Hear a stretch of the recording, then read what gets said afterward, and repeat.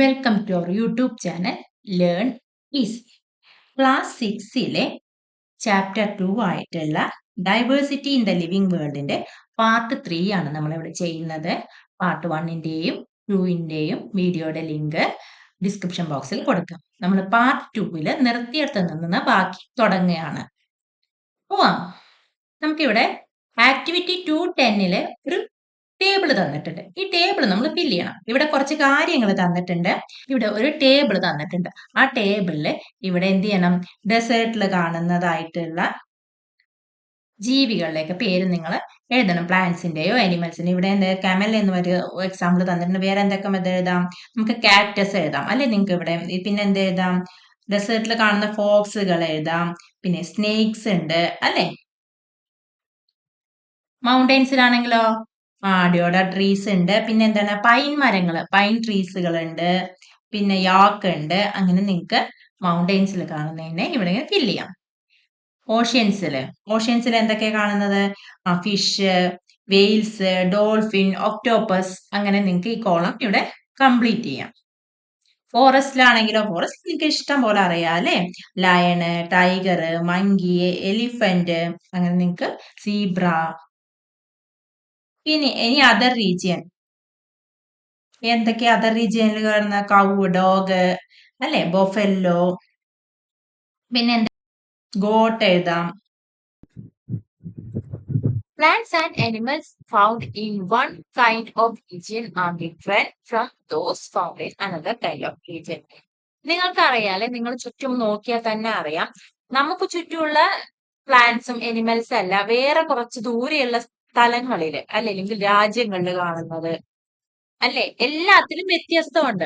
ഇപ്പൊ നിങ്ങൾക്ക് പ്ലാന്റ്സിന്റെ ആണെങ്കിൽ നോക്കാം. നിങ്ങൾക്ക് ഈ കാക്ടസ് ഇത് കണ്ടിട്ടുണ്ടോ? കാക്ടസ് ഇതിനെന്തുകൊണ്ടാണ് നമ്മളെ ചുറ്റുമുള്ള ചെടികളിൽ നിന്നും ഒരു വ്യത്യസ്തത ഫീൽ ചെയ്യുന്നുണ്ടോ നിങ്ങൾക്ക് കാണുമ്പോ? അല്ലെ? ലീഫ് ഒന്നുമില്ല. അത് സ്റ്റെമ്മോ എന്നൊക്കെ പറയുന്നത് അല്ലെ വളരെ വ്യത്യസ്തമാണ്.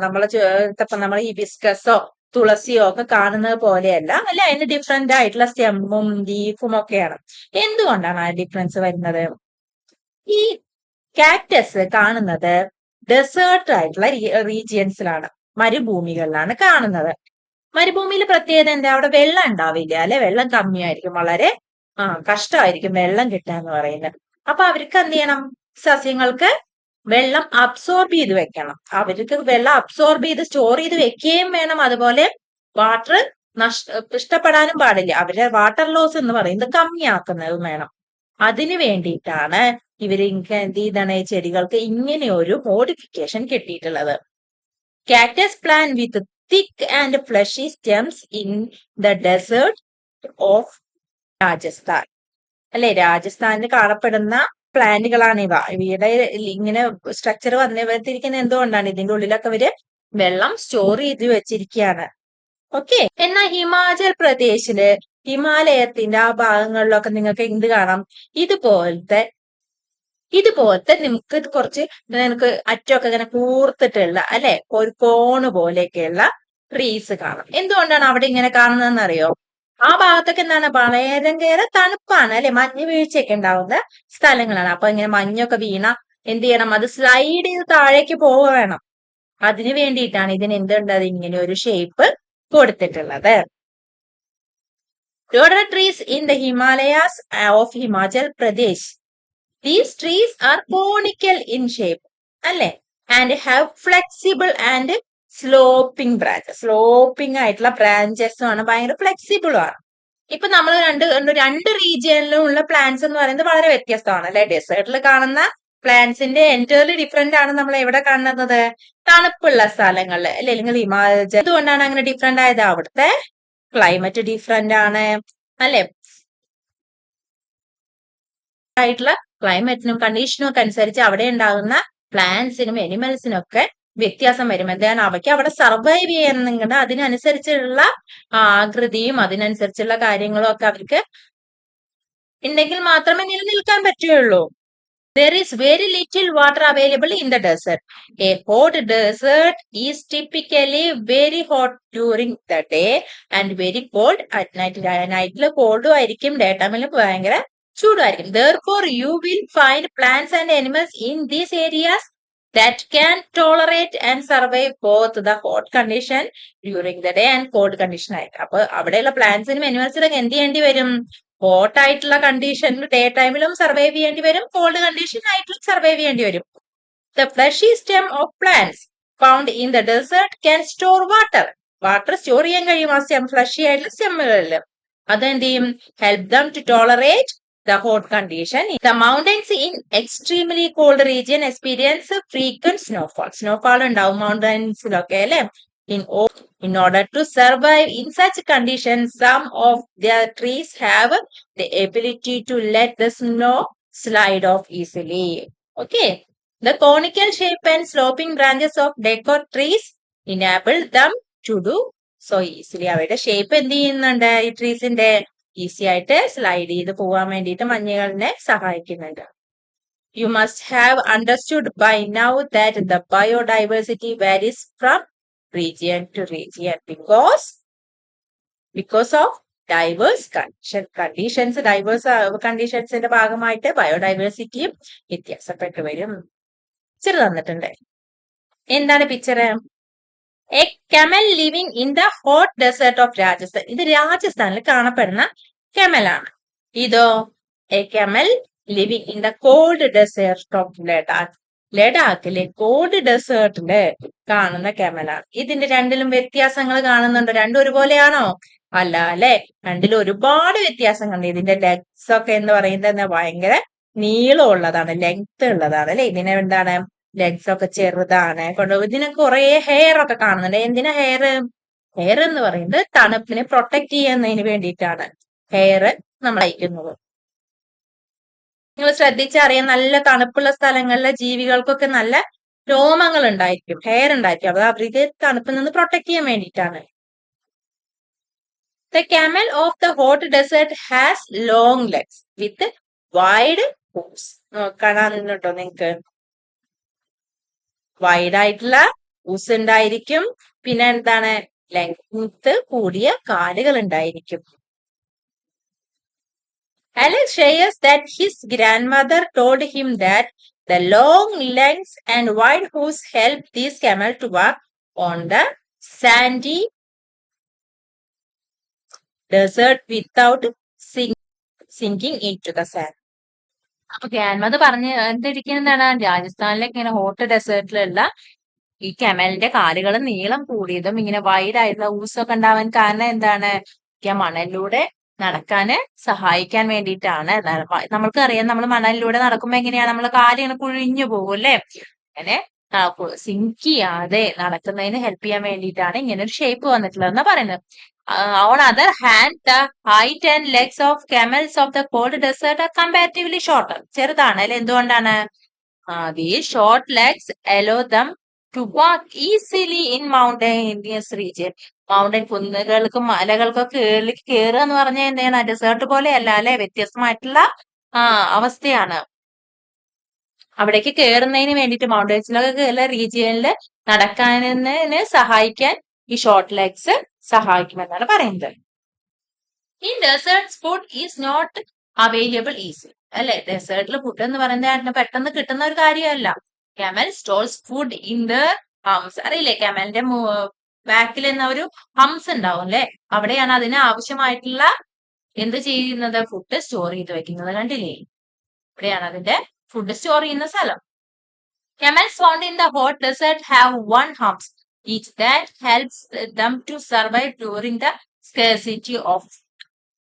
Camels found in the cold desert have two humps each. These two humps shrink in late winter because there is not much food available in the cold desert. They have to use food stored in their humps during that time. അപ്പൊ called ആയിട്ടുള്ള രീതിയിലുള്ള കെമലിന് എന്താണ്? രണ്ട് ഹംസ് ഉണ്ടെന്ന് പറയുന്നില്ലേ. അവിടെ എന്താ പറയുന്നത്? അവിടെയും കോൾഡ് ആയിട്ടുള്ള സ്ഥലത്ത് എന്താണ്? വളരെ തണുപ്പാകുമ്പോഴും ഫുഡ് കിട്ടുന്നതിന് വളരെ ബുദ്ധിമുട്ടാണ് അല്ലെ. These two humps shrink in late winter. Late വിന്ററിൽ എന്ത് ചെയ്യും? അത് ഷ്രിങ്ക് ചെയ്യും. എന്തുകൊണ്ടാ? There is not much food available in the cold desert. അതുകൊണ്ട് എന്ത് ചെയ്യും? അത് ആ ടു ഹംസ് ഷ്രിങ്ക് ചെയ്യുമെന്നാണ് പറയുന്നത്. They have to use food stored in the humps. അവിടെ സ്റ്റോർ ചെയ്തിരിക്കുന്ന ഫുഡ് ആ സമയത്ത് അവർക്ക് എന്ത് ചെയ്യാൻ പറ്റും? ഉപയോഗിക്കാൻ പറ്റും. Moreover they grow long hairs from head to neck, അല്ലേ? Which help them survive the cold winter of ലഡാക്കിലെ കോൾഡ് വിന്ററിനെ സർവൈവ് ചെയ്യാൻ അവർക്ക് അത് ഹെയർ സഹായിക്കും. Kushi from Rajasthan says that camels excrete small amount of urine. ഇപ്പൊ രാജസ്ഥാനിൽ നിന്നുള്ള കുട്ടിയാണ് ആരെ? കുഷി. കുഷി പറയാണ് ക്ലാസ്സില് കെമൽ എന്ത് ചെയ്യാണ്? Excrete small amount of urine. കുറച്ച് മൂത്രം മാത്രമേ എക്സ്ക്രീറ്റ് ചെയ്യുള്ളൂ. യൂറിൻ പറഞ്ഞാൽ എന്താ അറിയില്ലേ? കുറച്ച് യൂറിനെ എക്സ്ക്രീറ്റ് ചെയ്യുള്ളൂ, പോവുള്ളൂ. Dug is dry. ഡഗ് പറഞ്ഞ ചാണകം, അല്ലെ? അത് എന്ന് പറയുന്നത് എന്താണ്? വളരെ ഡ്രൈ ആയിരിക്കും കെമലിന്റെ. And they do not sweat. അതെന്ത് ചെയ്യില്ല? സ്വെറ്റ് ചെയ്യില്ല, വേർത്തില്ല. അപ്പൊ ഇങ്ങനെയൊക്കെ ചെയ്യുമ്പോ എന്താണ്? സ്വെറ്റ് ചെയ്യും ഒക്കെ ചെയ്യുമ്പോ എന്ത് ചെയ്യും? വെള്ളം നഷ്ടപ്പെടും, അല്ലെ? കുറെ യൂറിനൊക്കെ പോവാണ്, അല്ലെങ്കിൽ ഡഗ് ഒക്കെ വെറ്റ് ആണെങ്കിൽ എന്താണ്? അതിന്റെ ബോഡിയിലുള്ള വാട്ടർ ഒക്കെ നഷ്ടപ്പെടൂലേ? അപ്പൊ അത് വാട്ടർ നഷ്ടപ്പെടാതിരിക്കുന്നതിന് വേണ്ടിയിട്ടാണ് അതിന് ഇങ്ങനെയൊക്കെ ഫീച്ചേഴ്സ് കൊടുത്തിട്ടുള്ളത്. As camels do not lose much water from their body, they can survive for many days without drinking water. അതിന് കുറെ ദിവസം വെള്ളം കുടിക്കാതെ തന്നെ ജീവിക്കാൻ പറ്റും. കാരണം എന്താണ്? ഡെസേർട്ടിലാണ് ജീവിക്കുന്നത്, അല്ലെ? ഡെസേർട്ടില് നമുക്ക് അങ്ങനെ വെള്ളമൊക്കെ കിട്ടാൻ ഭയങ്കര ബുദ്ധിമുട്ടുള്ള സ്ഥലമാണ്. അതുകൊണ്ടാണ് അതിന് ഇങ്ങനെയൊക്കെ ഉള്ള സ്ട്രക്ചർ കൊടുത്തിട്ടുള്ളത്. Maya talks about seeing plants with beautiful bright flowers. ഏതാ ട്രീയുടെ പേരെന്താ? റോഡോഡെൻഡ്രോൺസ്. കണ്ടോ? ഈ പിക്ചറിൽ ഇവിടെ കാണപ്പെടുന്നുണ്ട്, കാണുന്നില്ലേ? ഇതാണ് റോഡോഡെൻഡ്രോൺസ്. വളരെ ബ്യൂട്ടിഫുൾ ആയിട്ടുള്ള ട്രീ ആണ്, അല്ലെ? ഇനി അതിന്റെ ഫീച്ചേഴ്സ് എന്താണെന്ന് പറയാം. എവിടെയാണ് ഇത് കാണേണ്ടത് Maya? In the shola forest of Nilgiris. നീലഗിരിയിലെ ഷോല ഫോറസ്റ്റിലാണ് മായ ഈ ട്രീനെ കണ്ടത്. ഈ ട്രീക്ക് എന്തൊക്കെയായിരുന്നു features? Rhododendrons are of shorter height and have smaller leaves to survive through the heavy wind on mountain tops. മൗണ്ടൈന്റെ ടോപ്പിലല്ലേ, മലമുകളിലൊക്കെ എന്തുണ്ടാവും? നല്ല കാറ്റ് വീശും. ആ കാറ്റിനെ ചെറുക്കുന്നതിന് വേണ്ടിയിട്ട്, സർവൈവ് ചെയ്യുന്നതിന് വേണ്ടിയിട്ട് ആ ട്രീക്ക് എങ്ങനെയുണ്ട്? ഷോർട്ടർ ഹൈറ്റ് ആണ്, ഹൈറ്റ് വളരെ കുറവാണ്. അതുകൊണ്ട് ലീവ്സ് ഒക്കെ എന്താണ്? വളരെ ചെറുതാണ്, സ്മാളർ ആണ്. അപ്പൊ പിന്നെ ഭീമ പറയാണ് who is from Sikkim. Sikkim എന്നുള്ള കുട്ടിയാണ്. mentioned that she has observed rhododendrons in the nearby mountains to the be taller. അവിടെ സിക്കിമില് നിയർബൈ മൗണ്ടൻസിൽ കാണപ്പെടുന്ന ഈ ട്രീ എങ്ങനെയാണ്? ബി ടാളർ ആണ്. So even plants such as rhododendrons may exhibit different features in different region to survive the condition of those. ഒരേ tree ആണെങ്കിലും, ഇല്ലെങ്കിൽ ഒരേ tree വർഗത്തിൽപ്പെട്ട ചെടികളാണെങ്കിലും പല റീജിയനിൽ കാണപ്പെടുമ്പോൾ പല ഫീച്ചേഴ്സ് ആയിരിക്കും, അല്ലെ? അതെന്താണ്? അവിടുത്തെ സാഹചര്യത്തിനനുസരിച്ച് അതിന് സർവൈവ് ചെയ്യണം. സിക്കിമിലെ കാലാവസ്ഥ ആയിരിക്കില്ല വേറൊരു സ്ഥലത്ത്, അല്ലെ? അപ്പൊ ഓരോ ഭാഗത്തും എന്താണോ അവിടുത്തെ ക്ലൈമറ്റും അതിന്റെ ചുറ്റുപാടുകളും എങ്ങനെയാണോ അതിനനുസരിച്ചിട്ടാണ് എന്ത് ചെയ്യുന്നത്? അതിന് അതിൻ്റെതായിട്ടുള്ള ഫീച്ചേഴ്സ് വരുന്നത്. നിങ്ങൾക്ക് തന്നെ അറിയാം, നിങ്ങളുടെ ചുറ്റുവട്ടത്ത് കാണുന്ന പല ട്രീസോ ഇല്ലെങ്കിൽ പല ചെടികളും വേറെ പല സ്ഥലങ്ങളിലും കാണുമ്പോൾ ചിലപ്പോൾ അതേപോലെ തന്നെ ആയിരിക്കാമെന്നില്ല. അതിന്റെ ഹൈറ്റിനും അതിന്റെ ഫ്ലവേഴ്സിന്റെ രീതികളിൽ, ലീഫിന്റെ രീതികളിൽ പലതിലും വ്യത്യാസം ഉണ്ടായിരിക്കും. നിങ്ങൾ ഒബ്സർവ് ചെയ്ത് നോക്കിയാൽ നിങ്ങൾക്ക് നന്നായിട്ട് അറിയാൻ പറ്റും അത്. He went to the Andaman and Nicobar Islands with his parents for a special event. Sagar പേരൻസിന്റെ കൂടെ ആൻഡമാൻ നിക്കോബാർ ഐലൻഡ്സിൽ പോയിട്ടുണ്ട്. അപ്പൊ എന്താ കണ്ടത്? He so huge Wales and colourful fish in the ocean. ഒരുപാട് ഫിഷിനെയും ഹ്യൂജ് ആയിട്ടുള്ള വെയിൽസിനെയൊക്കെ അവിടെ ഓഷ്യനിൽ കണ്ടു. His father explained that the streamlined body of fish helps them to swim in water. നമ്മൾ ഓൾറെഡി ഇത് പറഞ്ഞ കാര്യമാണ്, അല്ലെ? ഫിഷിനൊക്കെ സ്ട്രീംലൈൻഡ് ബോഡി കൊടുത്തിരിക്കുന്നത് എന്താണ്? അതിന് ബാലൻസ് ഒക്കെ കീപ്പ് ചെയ്തിട്ട് അതിന് വെള്ളത്തിലൂടെ എന്ത് ചെയ്യണം? സ്വിം ചെയ്യണം. നമുക്കല്ലേ സ്വിം ചെയ്യുമ്പോൾ നമ്മളെങ്ങനെയാ സാധാരണ പോയിട്ട് നമുക്ക് സ്വിം ചെയ്യാൻ പറ്റുമോ? സ്വിമ്മിങ്ങിന് ഒരു ബാലൻസ് വേണം, അല്ലെ? അതുപോലെ തന്നെ ഇപ്പൊ നമ്മൾ ഫ്ലൈറ്റ് ഒക്കെ പോകുമ്പോൾ കാണാം, അല്ലെ? ഫ്ലൈറ്റിന്റെ ചിറകുകളും ഇതൊക്കെ കാണുമ്പോൾ, ഫിൻസ് ഒക്കെ കാണുമ്പോൾ നിങ്ങൾക്ക് തോന്നാറുണ്ടോ? ഒരു ഫിഷിനെ പോലെ കേട്ട് തോന്നാറുണ്ടോ? അല്ലെങ്കിൽ ബേർഡ്സിന്റെ രീതികളെ പോലെയൊക്കെ, അല്ലെ? അതെന്തിനാ? അവര് ബാലൻസ് നിലനിർത്താൻ വേണ്ടിയിട്ടാണ് അങ്ങനെ ഷേപ്പ് കൊടുത്തിട്ടുള്ളത്. We have learned that the plants and animals living in a particular region have special features that make them fit to survive there. നമ്മളിപ്പോ ഇത്രയും കാര്യങ്ങൾ പറഞ്ഞതെന്ന് നമുക്ക് മനസ്സിലായി. ഓരോരോ പെർട്ടിക്കുലർ റീജിയനിലുള്ള പ്ലാന്റ്സിനും എനിമൽസിനും സ്പെഷ്യൽ ഫീച്ചേഴ്സ് കൊടുത്തിരിക്കുന്ന എന്തിനാണ്? അവയ്ക്ക് അവിടെ സർവൈവ് ചെയ്യുന്നതിന് വേണ്ടിയിട്ടാണ് അല്ലെ? The special features that enables plants and animals to survive in a particular region, അതിനെ നമ്മൾ അഡാപ്റ്റേഷൻ എന്നാ പറയാം. ഒരു പെർട്ടിക്കുലർ റീജിയനിൽ സർവൈവ് ചെയ്യുന്നതിന് വേണ്ടി കൊടുത്തിട്ടുള്ള സ്പെഷ്യൽ ഫീച്ചേഴ്സിനല്ലേ, ആ ഫീച്ചേഴ്സ് കൊണ്ടാണ് അതിന് ആ പ്ലാന്റ്സിനും അനിമൽസിനൊക്കെ എന്ത് ചെയ്യാൻ പറ്റുന്നത്? അവിടെ സർവൈവ് ചെയ്യാൻ പറ്റുന്നതിന്. അതിനെയാണ് നമ്മൾ എന്ത് പറയുന്നത്? അഡാപ്റ്റേഷൻ. ഇത് ഇമ്പോർട്ടന്റ് ആണ്. എക്സാമിന് ക്വസ്റ്റ്യൻ ചോദിക്കാൻ സാധ്യതയുള്ള ടോപ്പിക്കാണ്. ഇപ്പൊ എന്താണ് അഡാപ്റ്റേഷൻ എന്ന് പറയാൻ മനസ്സിലായോ? ഇപ്പൊ നമ്മളെ കമലിന് എന്തിനാ അങ്ങനത്തെ ഒരു സ്ട്രക്ചർ കൊടുത്തിരിക്കുന്നത്? നമ്മളെ ഇവിടെ ആനയൊക്കെ അങ്ങനെയാണോ? അല്ല. പശു അങ്ങനെയാണോ? അല്ല. എന്തുകൊണ്ടാണ് അവിടെ ജീവിക്കുന്നതിന്, ഡെസേർട്ടിൽ ജീവിക്കുന്നതിന് ഈ നമ്മള് പോയിട്ട് പശുവിനോ ആനയ്ക്കോ കൊണ്ടുപോയിട്ട് നമ്മൾ അവിടെ ഇട്ട് അതിന് ജീവിക്കാൻ കഴിയുമോ? എന്തുകൊണ്ടാ? അവിടെ ജീവിക്കുന്നതിന് അതിൻ്റെതായ നമുക്ക് വെള്ളം കിട്ടാതെ ഭക്ഷണമൊക്കെ കിട്ടായൊക്കെ വരും. അപ്പൊ അതിനനുസരിച്ച് സർവൈവ് ചെയ്യാനുള്ള കാര്യങ്ങൾ നമുക്ക് അവിടെ വേണം അല്ലെ? മൗണ്ടൻസിലോ അല്ലെങ്കിൽ മഞ്ഞ് വീഴ്ചയുള്ള സ്നോഫാൾ ഉള്ള സ്ഥലങ്ങളിലൊക്കെ ജീവിക്കുന്നതിന് അവിടുത്തെ ക്ലൈമറ്റും അവിടുത്തെ റീജിയനിലുള്ള സ്പെഷ്യൽ ഫീച്ചേഴ്സുമായിട്ട് നമുക്ക് എന്ത് ചെയ്യണം?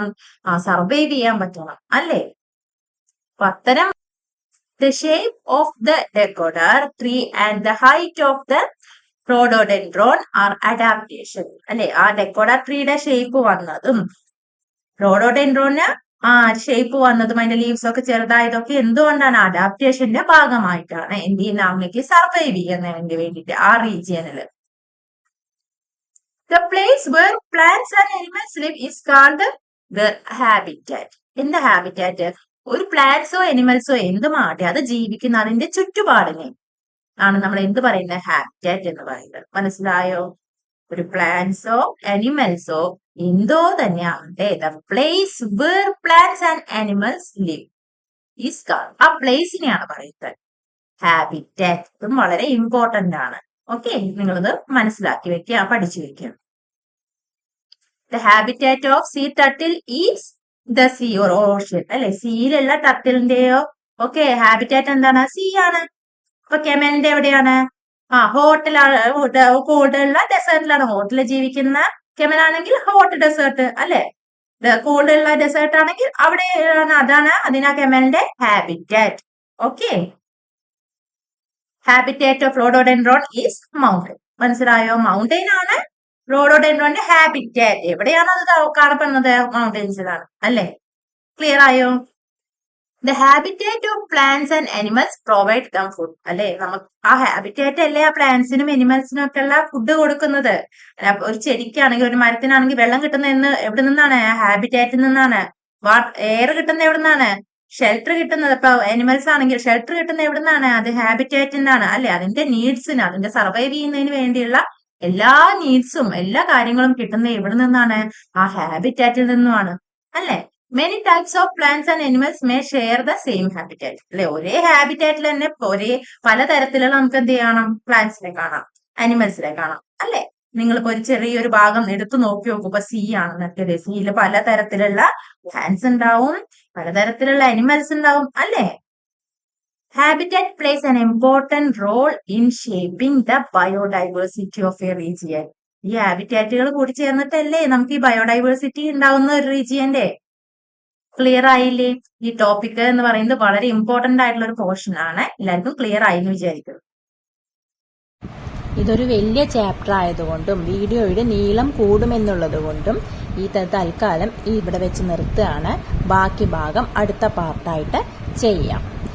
അടുത്ത വീഡിയോ ആയിട്ട് കാണുന്നവരേക്കും ബൈ.